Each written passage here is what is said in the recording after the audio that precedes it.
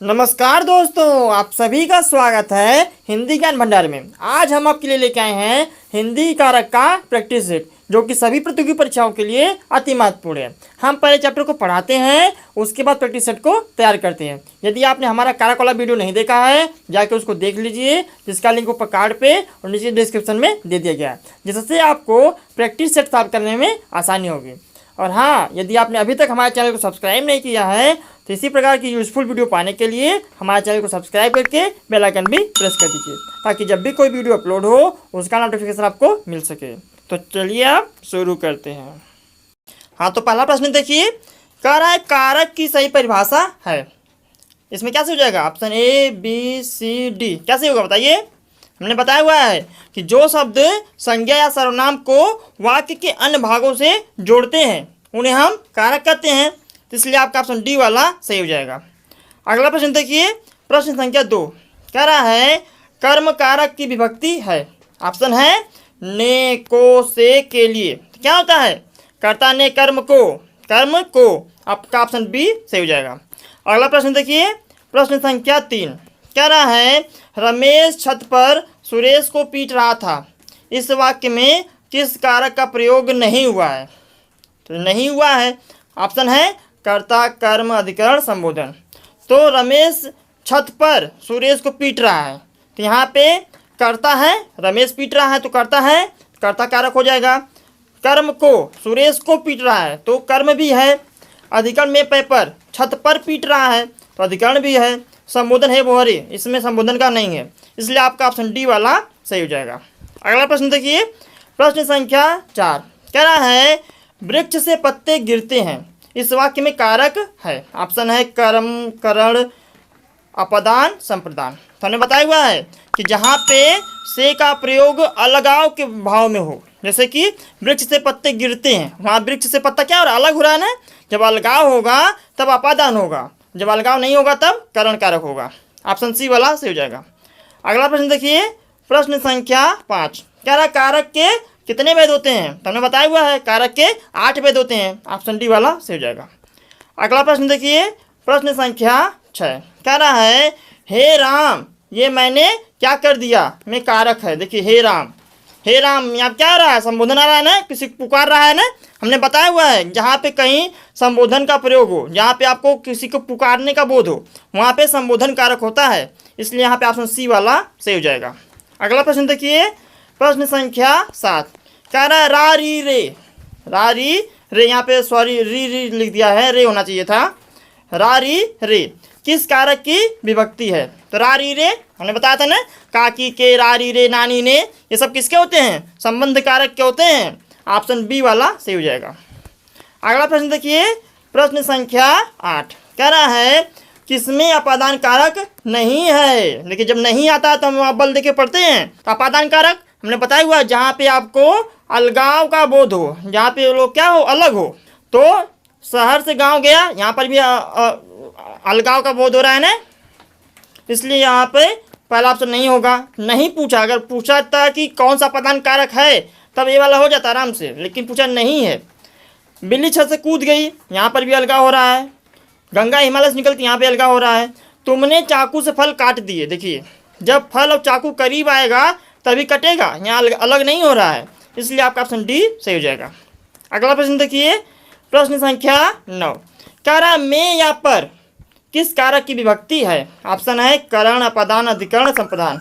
में पर किसका होता है? अधिकरण का। ऑप्शन सी सही हो जाएगा। अगला प्रश्न देखिए, प्रश्न संख्या 10 कह रहा है के लिए किस कारक की विभक्ति है? तो के लिए, संप्रदान के लिए हमने बताया हुआ है, ऑप्शन डी संप्रदान वाला सही हो जाएगा। अगला प्रश्न है प्रश्न संख्या 11 कह रहा है उस व्यक्ति ने सुरेश को कलम से मेज पर लिखने दिया।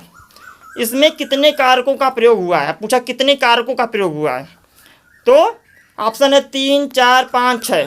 तो उस व्यक्ति ने कर्ता है, कर्ता कारक हो गया, एक हो गया।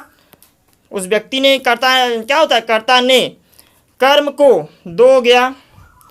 कलम से, कर्ता ने कर्म को करण से, कलम से ना, यहाँ पे करण भी हो गया। और मे पेपर, मेज पर, अधिकरण में पेपर 4। कितने हो गए? 4 हो गए ना। कर्ता ने कर्म को करण से अधिकरण में पेपर, चारों कारकों का यहाँ पे प्रयोग हुआ है, इसलिए आपका ऑप्शन बी वाला सही हो जाएगा। 4 कारक का इस वाक्य में प्रयोग हुआ है। अगला प्रश्न देखिए, प्रश्न संख्या 12 कह रहा है किसमें कर्ता कारक नहीं है? मोहन को पढ़ाना चाहिए। मोहन को पढ़ाना चाहिए मतलब मोहन जब पढ़ाएगा तब वो कर्ता हो गया, इसमें तो कर्ता कारक है। उनके द्वारा पढ़ा जाता है, तो उनके द्वारा पढ़ा जाता है वो भी कर्ता है। उनसे पढ़ा जाता है, इसमें भी कर्ता है। बेटे को पढ़ा जाता है, देखिए कर्ता ने बेटे को पढ़ा जाता है मतलब यहाँ पे कर्म को, कर्म कारक का विभक्ति क्या है? को, तो बेटे को पढ़ाया जाता है मतलब यहाँ पे बेटा कर्म है, कर्ता नहीं है। ऑप्शन डी वाला सही हो जाएगा। अगला प्रश्न देखिए, प्रश्न संख्या 13 कह रहा है से किस कारक को दर्शाता है? तो से देखिए करण को भी दर्शाता है और अपादान को भी दर्शाता है, तो जो ऑप्शन में रहेगा वो आप बोल देंगे। तो इसमें अपादान है नहीं, करण वाला सही हो जाएगा, ऑप्शन सी सही। अगला प्रश्न देखिए, प्रश्न संख्या 14 कह रहा है इस वाक्य में कारक संबंधी अशुद्धि नहीं है। तो आपको कौन से वाक्य में कारक संबंधी अशुद्धि नहीं वो छांटना है। तो मैं कलम के साथ लिखता हूँ, कलम के साथ नहीं लिखता हूँ, कलम से लिखता हूँ, इसमें अशुद्धि है नहीं पूछा है आपको, जिसमें रहेगा वो गलत हो जाएगा। वह घोड़े के ऊपर बैठा है, घोड़े के ऊपर बैठा नहीं, घोड़े पर बैठा है, इसमें भी अशुद्धि है। रोगी से दाल खाई गई, रोगी से दाल खाएगी नहीं, रोगी के द्वारा दाल खाई गई, इसमें भी अशुद्धि है। आँख में कौन पड़ गया, कौन पड़ गया, आँख में क्या पड़ गया, तो यहाँ पे क्या है कौन है, तो यह कारक नहीं होता है, कौन क्या है सब सर्वनाम में होते हैं, तो सर्वनाम संबंधी अशुद्धि है, तो ये ऑप्शन डी वाला सही हो जाएगा। अगला प्रश्न देखिए, प्रश्न संख्या 15 कह रहा है किस वाक्य में संप्रदान कारक का प्रयोग हुआ है? संप्रदान कारक, संप्रदान कारक क्या होता है? के लिए, निमित्त, वास्ते सब संप्रदान में आता है। पिताजी को सादर प्रणाम है, देखिए को आया ना, तो पिताजी को सादर प्रणाम, जब देखिए कर्म को विभक्ति होता है, लेकिन जब आपका भाव निकले कि किसी के लिए वह कार्य हो रहा है तब वहाँ पे संप्रदान कारक होता है। जैसे पिताजी को सादर प्रणाम है तो पिताजी के लिए प्रणाम किया जा रहा है, तो यहाँ पे कर्म कारक नहीं होगा, यहाँ पे संप्रदान कारक होगा, ऑप्शन बी वाला सही हो जाएगा। अगला प्रश्न देखिए, प्रश्न संख्या 16 कह रहा है उसका घर 3 ओर से पर्वतों से घिरा है, इस वाक्य में कारक है, ऑप्शन है कर्ता, कर्म, संप्रदान, अधिकरण। तो उसका घर 3 ओर से घिरा है, देखिए यहाँ पे कर्ता नहीं है कोई, यहाँ पे कोई कार्य नहीं कर रहा है, उसका घर पर्वतों से घिरा हुआ है, तो यहाँ पे कर्म है, उसका घर को पर्वतों ने क्या किया, घेरा हुआ है, उसके घर को पर्वतों ने घेरा हुआ, घर को आ रहा है ना भाव, यहाँ पे कर्म कारक हो जाएगा। अगला प्रश्न देखिए, प्रश्न संख्या 17 कह रहा है मेरा मित्र मेरे साथ खड़ा रहा में कारक है, ऑप्शन है करण, संबंध, कर्म एवं भी दोनों। देखिए मेरा मित्र, तो मेरा आया, रा री रे आया, तो जहाँ रा री रे आएगा वहाँ पे संबंध कारक होगा ही होगा, तो संबंध तो है। मेरे साथ खड़ा है, जब मेरे साथ खड़ा है ऐसे वाक्य आप देखें तो वहाँ पे करण कारक होता है। ये अपवाद के कुछ प्रश्न हैं, ये अपवाद वाले में आता है, तो यहाँ पे करण कारक भी हो गया, तो ए वाला भी हो गया, बी वाला भी हो गया, तो ऑप्शन जो ए और बी दोनों हैं वो वाला सही हो जाएगा, ऑप्शन डी सही हो जाएगा। अगला प्रश्न देखिए, प्रश्न संख्या 18 कह रहा है रीता कपड़े खरीदने बाजार गई, रेखांकित भाग में कारक है, तो रेखांकित भाग क्या है, खरीदने, तो रीता कपड़े खरीदने बाजार गई, तो कपड़े खरीदने के लिए बाजार गई ना, क्या भाव आ रहा है, खरीदने के लिए बाजार गई, तो के लिए आ रहा है, तो संप्रदान कारक है। अगला प्रश्न देखिए, प्रश्न संख्या 19 कह रहा है महेश सुरेश की अपेक्षा पतला है में कारक है, ऑप्शन है संबंध, संप्रदान, अपादान और कर्म।